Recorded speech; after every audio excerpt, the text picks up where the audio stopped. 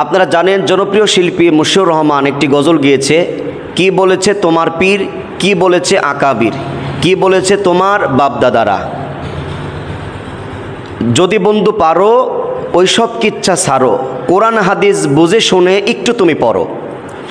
আসলে এখানে গজলে যা বোঝাতে চেয়েছেন, কিছু ব্যক্তি উল্টা বুঝে এবং শিল্পীর প্রতি এবং বিভিন্ন মানুষের প্রতি কাদা ছড়াছড়ি করছে। আমাদেরকে গজলের কথাগুলো আমাদেরকে বুঝতে হবে। এখানে প্রথম কথা আসছে কি বলেছে তোমার পীর। পীর শব্দ হচ্ছে ফার্সি শব্দ, কি বলেছে আকাবির, আর আকাবির শব্দ হচ্ছে আরবি। এবার আসেন, আমি আজকে বর্তমানে কি বলেছে তোমার পীর, এখন এই পীর হক্কানে থাকতে পারে, ভণ্ড থাকতে পারে। এখন অনেকেই বিষয়টা জানে না যে আকাবির শব্দ মানে কি, আকাবির শব্দের অর্থটা কি, আকাবির মানে কাদেরকে বোঝানো হয়। আমি কোরআনুল কারিমের মধ্যে এই বাংলা তাফসির কোরআনুল কারিম, এটা নিয়ে আমি আপনাদের কোরআন থেকে আমি একটু শোনাচ্ছি যে আকাবির শব্দ কোরআনুল কারিমের মধ্যে এসেছে। সূরা আনআমের 123 নম্বর আয়াতে কারিমায় আল্লাহ তাআলা বলেছে, ওয়াকাযালিকা জাআলনাকুম ওয়াকাযালিকা জাআলনা ফি কুল্লি ক্বরিয়াতিন আকাবিরা মুজরিমিহা। আকাবির, এই আকাবির শব্দ কোরআনের মধ্যে এসেছে। আচ্ছা, আকাবির শব্দের অর্থটা হচ্ছে মুরব্বী, বয়োজ্যেষ্ঠ। আকাবির শব্দের অর্থ হচ্ছে বড়, যে যারা তোমাদের চেয়ে বড় তাদেরকে আকাবির বলা হয়। এই আকাবির, আপনার আকাবির মুজরিমিহা, এখানে কোরআনুল কারিমের মধ্যে আসছে ওই সমস্ত শীর্ষস্থানীয় আকাবির মানে মুরব্বী ব্যক্তিরা, মুজরিমিহা তারা ছিল পাপাচারী, ওই আকাবিররা ছিল পাপাচারী। লিয়াম করু ফিহা ওয়ামা ইয়াম করুনা ইল্লা বিআনফুসিহিম ওয়ামা ইয়াশউরুন, এবং তারা ওই জনপদের উপরে ষড়যন্ত্র করত, প্রতারণা করত, ওয়ামা ইয়াশউরুন, তারা নিজেরাও বুঝতে পারত না। তাহলে এই কোরআনুল কারিমের সূরা আনআমের 123 নম্বর আয়াতে কারিমা থেকে আমরা জানতে পারি যে আকাবির খারাপও হতে পারে, আকাবির ভালো হতে পারে, আকাবির খারাপও হতে পারে, স্বাভাবিক ব্যাপার। এজন্য গজলের মধ্যে যেটা বলেছে কি বলেছে তোমার পীর, কি বলেছে আকাবির। এখন যেই আকাবিররা খারাপ, যে আকাবিররা আপনার দেশের মধ্যে সমাজের মধ্যে অন্যায় প্রতারণা করে, তার থেকে দূরে থাকার কথা বলা হয়েছে যে কোরআন হাদিসই ধরো তোমরা। কিন্তু আপনারা বলেছেন যে আকাবির, যে আপনাদের শায়েক, আপনাদের আকাবির, আপনাদের বড়জন, তাদের বিরুদ্ধে কথা বলা হয়েছে। না ভাই, আপনাকে বুঝতে হবে পীর যেমন ভালো আছে, মন্দ আছে, হক্কানি আছে, ভণ্ড আছে। আমার এই দেশের মধ্যে পীর সাহেবরা তো মাথায় টুপি উঠিয়ে দিয়েছে। আল্লাহর ওলি শাহজালাল ইয়ামানী রহমতুল্লাহি আলাই, শাহ মাকদুব বাংলার জমিনে এসেছে। তাহলে আমরা তো পীরদেরকে আমরা অস্বীকার করি না, পীরদেরকে আমরা তো খারাপ বলি না, আমরা হক্কানি পীরের পক্ষে। কিন্তু যারা ভণ্ড পীর আমরা তাদের বিরুদ্ধে। আমরা তো হক্কানি পীরের পক্ষে এবং ভণ্ড পীরের বিরুদ্ধে আমরা। এজন্য আমরা এখানে আকাবির শব্দটাও আমাদেরকে অনেকেরই, অনেক ভাইরা আলেম এবং কিছু মানুষের বুঝে আসছে না। আকাবির কিন্তু ভালো হতে পারে, খারাপ হতে পারে।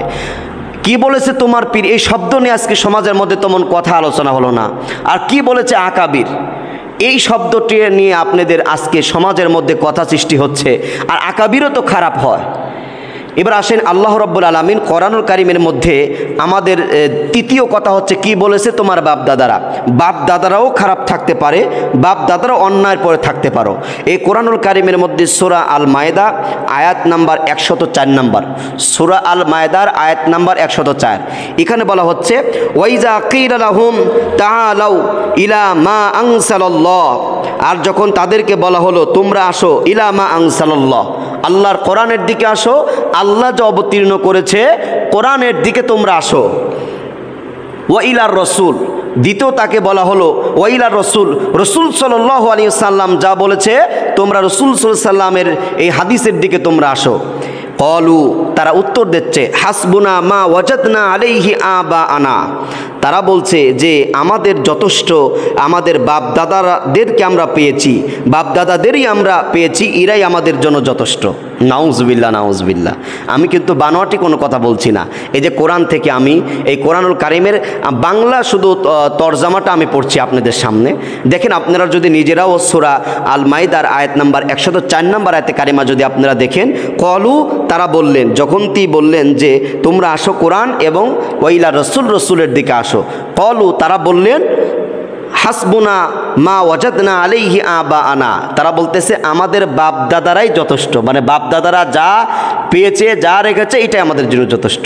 তাহলে বাপ দাদারা পুরো পুরুষ খারাপ থাকতে পারে, তাই বলে আপনি কোরআন শিখে যেতে পারে না।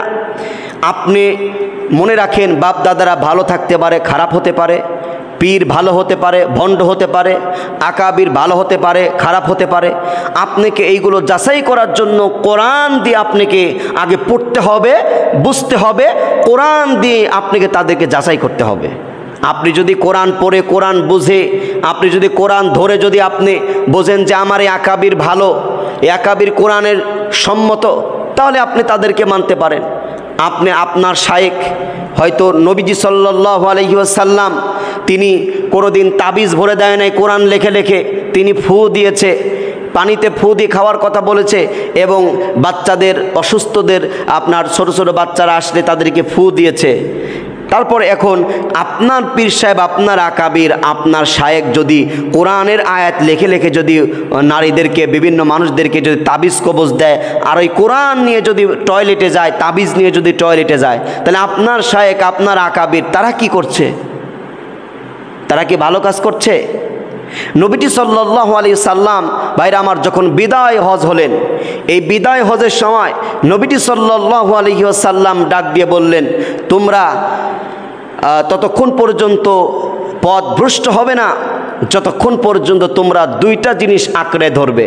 এক নম্বর কোরআনুল কারীম, দ্বিতীয় নম্বরে সুন্নাত রাসূলুল্লাহ সাল্লাল্লাহু আলাইহি ওয়াসাল্লাম, নবীজির সুন্নাহ যদি তোমরা তারাকতু ফিকুম আমরাইনি লান তাদিল্লু মা তামাসসাতকুম বিহিমা কিতাবাল্লাহি ওয়া সুন্নাত রাসূলুল্লাহ, তোমরা যদি কোরআন পড়ো, কোরআন যদি আঁকড়ে ধরো, আর নবীজি সাল্লাল্লাহু আলাইহি সাল্লামের হাদিস যদি তোমরা আঁকড়ে ধরো, তাহলে তোমরা পথভ্রষ্ট হবে না।